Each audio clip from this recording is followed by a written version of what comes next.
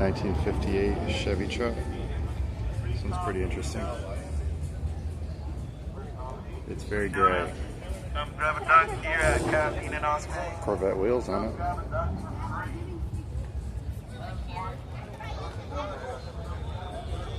It's just a whole lot of gray. That's okay. It's tasteful.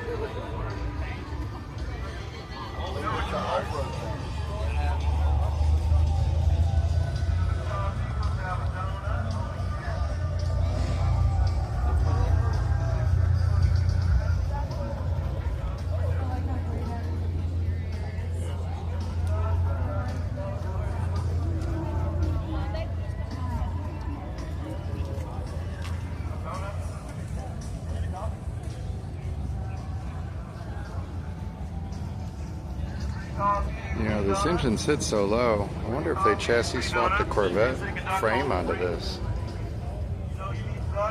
Interesting.